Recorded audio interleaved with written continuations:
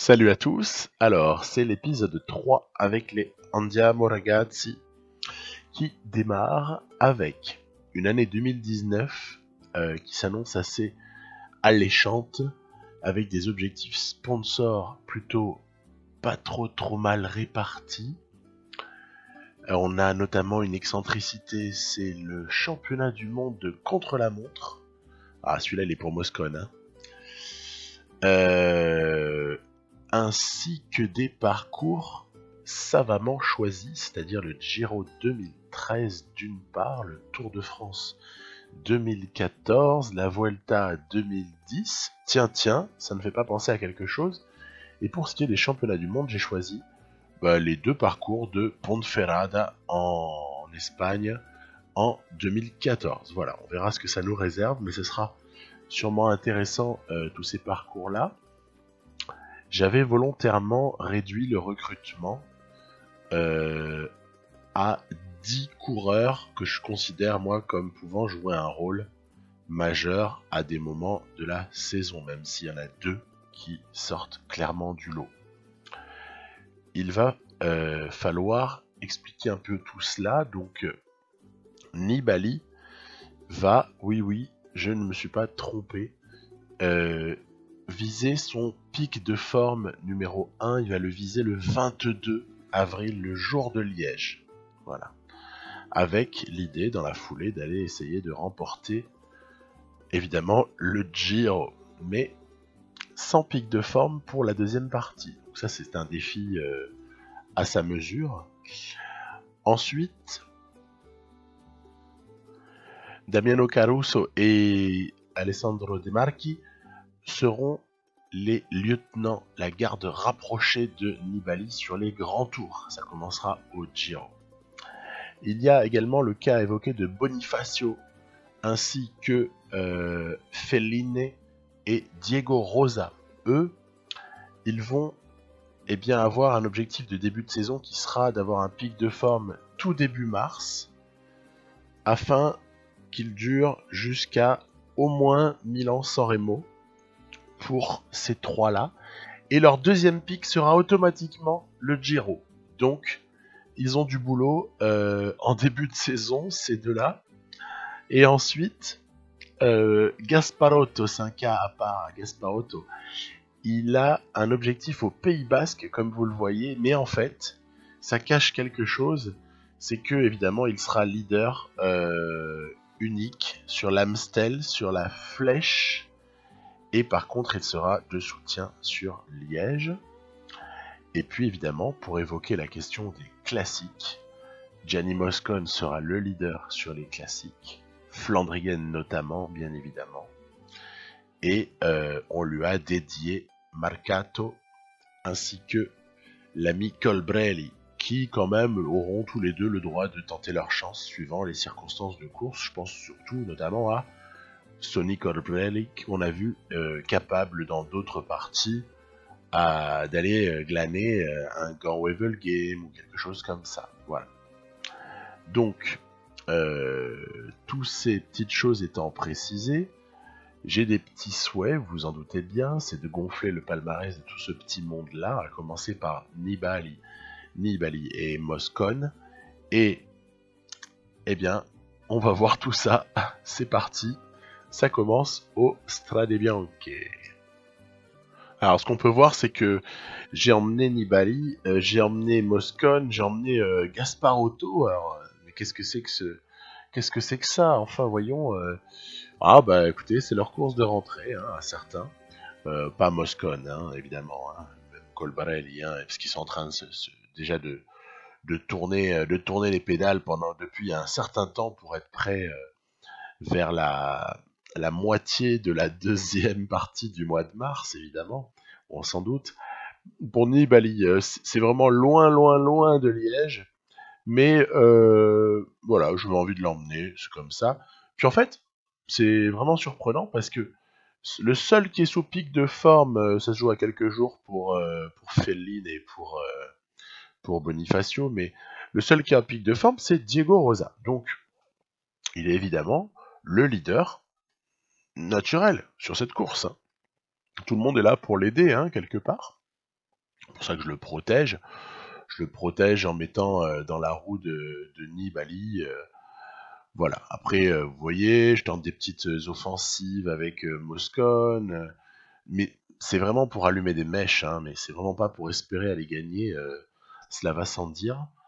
Donc voilà, hein, l'ami Moscone qui n'est pas du tout encore en forme, parce qu'à son pic de forme, lui, je vous raconte pas les dégâts qu'il y a moyen de faire.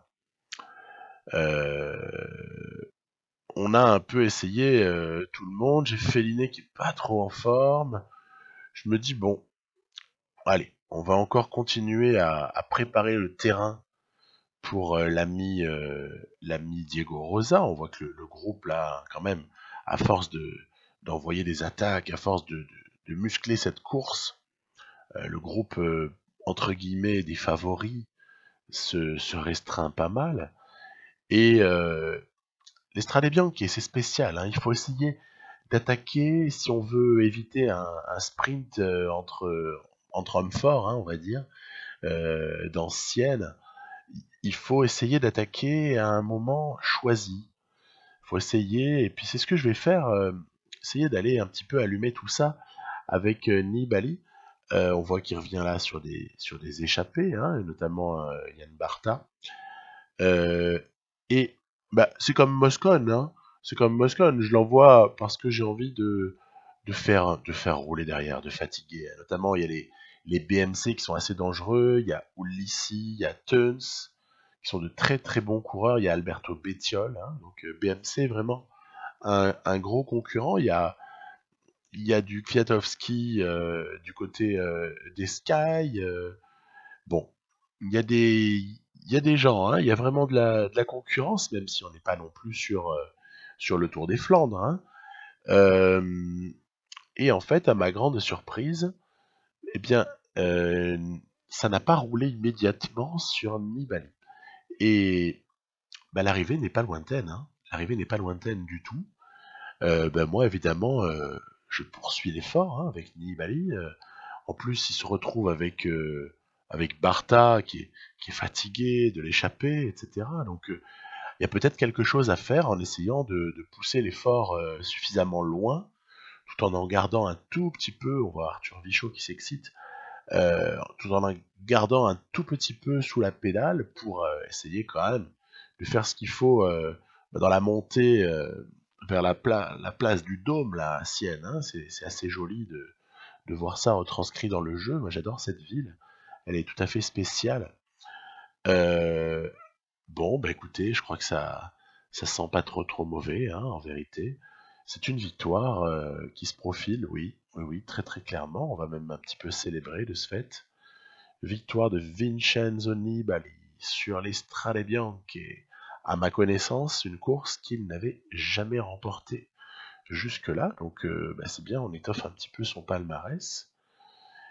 Voilà, les battus du jour sont les BMC notamment. Et puis bon, du coup, je n'ai pas jugé utile de sprinter avec les équipiers. Voilà. Alors, premier podium sous ce nouveau maillot estampillé Italia. Euh, Si certains veulent me fabriquer un maillot en Diamo Ragazzi, avec peut-être un bleu légèrement plus soutenu et des petits liserés verts, blancs et rouges, écoutez, hein, je suis ouvert à toutes les propositions. Simplement, je n'ai pas vraiment eu le temps de m'y intéresser pour ma part. Donc, on enchaîne directement avec Tirreno. Tirreno, c'est intéressant parce que ça commence avec déjà un contre-la-montre par équipe. Vous voyez que selon ce que je vous ai déjà expliqué, mon principe sur celui de Tirreno, de contre-la-montre par équipe, qui dure une vingtaine de kilomètres, moi j'applique toujours le même algorithme en quelque sorte. C'est effort à 99 pour tous et ensuite modulation du temps de relais, suivant évidemment les notes dans les principales catégories nécessaires à performer sur sur une telle épreuve quoi, hein, de chacun. C'est comme ça que par exemple un Bonifacio se retrouve avec des relais très courts Et à l'opposé, un Gianni Moscon se retrouve avec des relais très longs. Voilà, très clairement. Donc, cela étant dit, ben, on a moyen de ne pas être ridicule hein, sur ce contre-la-montre. On a moyen de ne pas être ridicule du tout. Je vise clairement du top 6, quoi. Top 5, mais pas trop loin du top 5. Hein. Donc, bon, l'idée étant, puisque le sponsor nous demande une victoire d'étape, eh bien d'essayer d'obtenir cette victoire d'étape. À mon avis, en tout cas, c'est l'idée dans laquelle je suis. On voit qu'on a fait 6. Bon, allez, c'est tout à fait acceptable. Hein. Il n'y a pas péril dans la demeure. L'idée étant de glaner une étape avec, eh bien, Felline ou échappé par exemple, hein, ou Bonifacio au sprint, comme par exemple sur cette étape 2, parce que je voudrais réserver Diego Rosa pour le classement général. Je ne sais pas exactement où il peut finir, mais bah, j'aimerais finir le plus haut possible. Donc on voit qu'en cette toute fin d'étape, les quick steps sont très présents. Ils ont évidemment emmené un dénommé Gaviria hein, dans leur équipe, donc ça justifie de mettre les moyens d'emmener ce sprint. On a également la présence de Marcel Kittel et on a aussi un certain Peter Sagan. Tiens donc. Donc lui, il n'a pas besoin d'équipier. Il n'a pas besoin de préparer le sprint, il prend la roue et boum. Donc ben nous, on essaye de lancer avec Felline, avec Colbrelli. Puis on voit qu'en fait on est quand même dépassé. Hein. On est pris très clairement par plusieurs. Alors Saro, c'est un peu abusé. Franchement, voilà quoi. Ça fait partie des trucs trop bizarres dans le jeu où vous avez certains coureurs français parfois qui sont totalement surcotés. Je me souviens d'un cas assez emblématique de ça à l'époque de PCM 2011. Vous aviez comme ça des coureurs français qui étaient, mais on avait l'impression vraiment que ça allait être des vainqueurs de classiques, quoi. Je me souviens, c'est pas contre lui du tout, hein, mais je me souviens d'un Sébastien Hivert. Voilà, H-I-V-E-R-T. Le mec, depuis, il a fait quoi dans sa carrière, quoi? Il a fait quoi? Bah voilà, donc bon, allez, c'est pas grave, on est sur une version française d'un jeu. On comprend que pour faire plaisir à certaines personnes, on met des bonnes notes et puis voilà. N'empêche que c'est pas forcément réaliste. Alors, étape 3, cette fameuse étape 3 monumentale hein, de 240 km. On a de la chance, Diego Rosa a un bonus plus 5. Ah ah. Dis donc, mais c'est formidable. Donc, bah, ça tombe plutôt pas trop mal. Alors, on voit Gaviria est encore là, hein, le coquin. Hein. Il va falloir essayer de l'éloigner, mais je me fais pas trop de soucis parce que la difficulté finale qu'on va aborder 2 fois, hein, elle est tellement sélective que c'est pour un puncher, hein, c'est pas pour même pour un super bon sprinter qui peut passer un peu les bosses, ça le concerne pas. Donc travail préliminaire avec Moscone, on a vu que ça l'a suffisamment épuisé pour qu'il soit dans le deuxième groupe, voilà, donc c'est terminé pour lui. On va essayer d'emmener Diego Rosa avec Fabio Felline qui a une capacité de punch intéressante. Puis là, en fait, regardez, je me suis laissé descendre, mais au mauvais moment.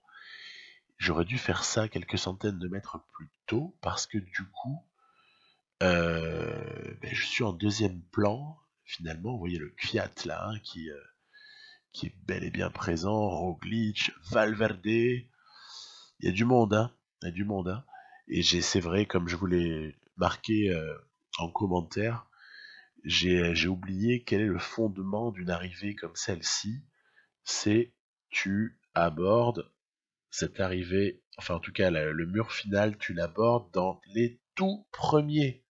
Tu ne te laisses pas relégué en 10-15e position en bas, sinon tu es sûr de perdre. Ben voilà, ben j'ai pas appliqué ce que je sais pourtant, et le résultat, il est une 5e place pour Diego Rosa, qui avait sûrement moyen d'aller chercher peut-être mieux sur cette étape-là. Après la victoire, je ne sais pas, mais un top 3 certainement. Donc, voilà, c'est pas grave, on arrivera tout de même à survivre sans cette victoire, mais c'était juste pour signaler la possibilité d'amélioration. Donc, Zacharine est le leader, il est chez Movistar, hein, c'est une petite excentricité du jeu. Il a signé là-bas, pourquoi pas, après tout, pourquoi pas. Ça nous fait des movie stars encore plus forts. Et puis là, on arrive sur l'étape 4 qui est, c'est un peu pour ainsi dire l'étape reine, en tout cas pour ce qui concerne le classement général, parce que elle est longue d'une part, et de plus, elle se termine par un mur, mais bon, vraiment violent. Donc, classifié montagne, et puis, voilà, mauvaise nouvelle, Fellini a chuté et a abandonné. Donc ça, c'est vraiment pas une bonne nouvelle pour ce Tirreno Adriatico, parce que je comptais beaucoup sur lui, et notamment dans cette étape-là, parce que c'était le deuxième coureur de l'équipe le mieux noté en montagne, et puis il était sous pic de forme. Du coup, il y avait quelque chose à faire pour emmener Diego Rosa, ou alors au moins pour le protéger, quoi. Au lieu de ça, du coup, j'ai joué un petit peu l'économie avec Gianni Moscon. Mais Gianni Moscon n'a que 70, il n'est pas en montagne, il n'est pas sous pic de forme, puisque ça interviendra un peu après. Donc Gianni Moscon, voilà. Il peut pas aller bien loin là-dessus, et je maudis Bennett, parce que à cause de lui, j'ai perdu toute ma barre rouge quasiment. Décidément, c'est un poil à gratter sur ce Tirreno Bennett, puisqu'on se souvient que dans la partie Lotto Soudal, sur cette année 2020, c'est carrément Bennett qui a gagné le Tirreno, aux grandes dames de Sam Omen, que j'avais missionné pour cela. Bon, voilà, on va de nouveau échouer pas très très loin d'un podium. Après, c'est pas à rougir, Isagire, Zacharine, ça va, Dumoulin qui va nous faire un truc un peu bizarre, alors que, ouais, voilà, on met 6e. Bon, je veux vous dire, c'est pas très grave, franchement. Il n'y a pas de bonification, peu importe, voilà. Quoi qu'il en soit, ben, sur cette étape 3 et sur ensuite cette étape 4 là qu'on vient de voir, j'ai un peu comme le sentiment que Diego Rosa a peut-être raté ce qui aurait pu être un exploit incroyable.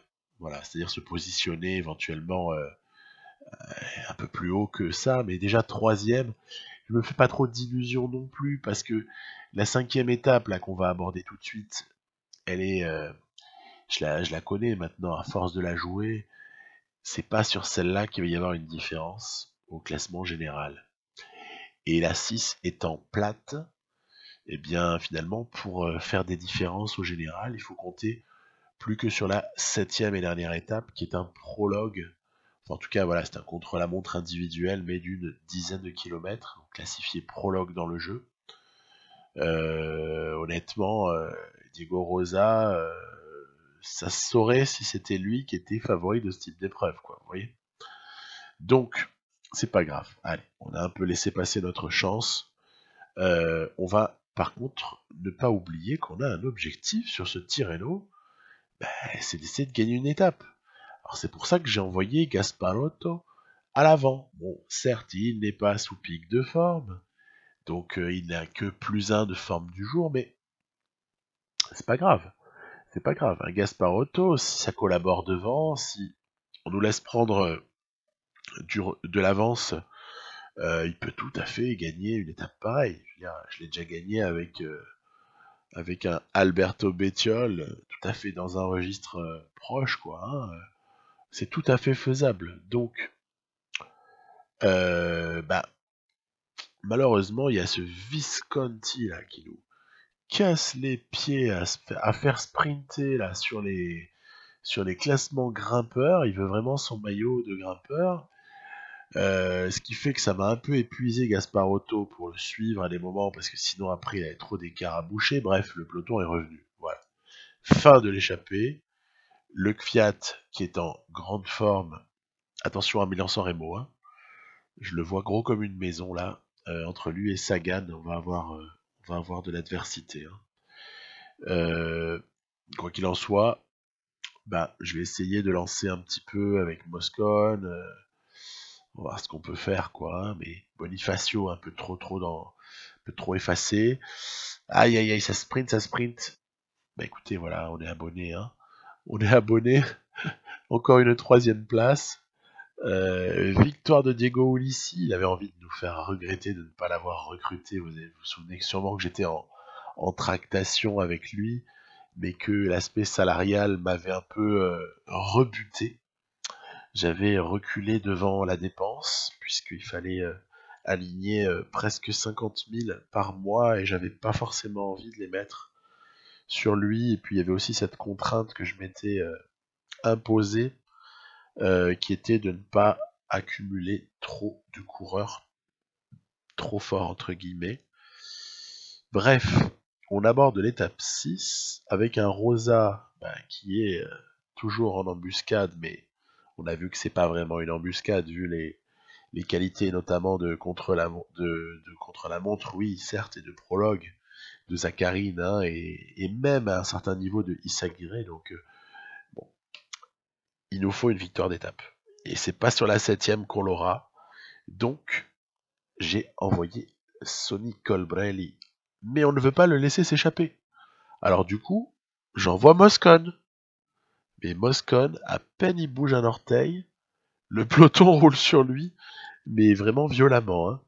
Bon, j'ai compris. Contre-attaque de Colbrelli, après avoir fait réagir tout le monde sur Gianni Moscone, et le tour est joué. Voilà, on a réussi à échapper quelqu'un qui a tout à fait la stature pour aller chercher une étape comme celle-ci, pour peu, là encore, que le peloton nous laisse prendre suffisamment d'avance, ce qui ne sera pas le cas. Voilà. Donc, je me retrouve à rouler beaucoup avec Colbrelli, parce que je sais que parfois, si on est très très persistant là, sur ces étapes-là, on peut quand même les arracher, parce qu'à un moment donné, éventuellement, le peloton peut ne pas s'entendre, etc. Bref, faut jamais baisser totalement les bras dans ces situations-là. Donc je pars avec Colbrelli, mais en fait il n'a pas la caisse, quoi. Il n'est pas encore vraiment au bon moment, et lui non plus n'est pas dans son pic de forme, donc voilà. Bref, on va profiter de la jonction avec l'échappée pour abattre une avant-dernière carte. Oui, pourquoi? Parce que la dernière c'est Bonifacio au sprint, quoi. Allez, je tente un départ en costaud avec Moscone, voilà. Quand j'étais plus jeune, il y avait un dénommé Torushoft, dont c'était la coutume sur le Tour de France. Je me souviens qu'il a gagné comme ça des étapes où il a comme ça damé le pion à des sprinters. C'était assez phénoménal. Le mec partait à 2-3 km de l'arrivée et boum, il terminait, quoi. Et ben Gianni Moscone, il nous a fait une Torushoft. Voilà.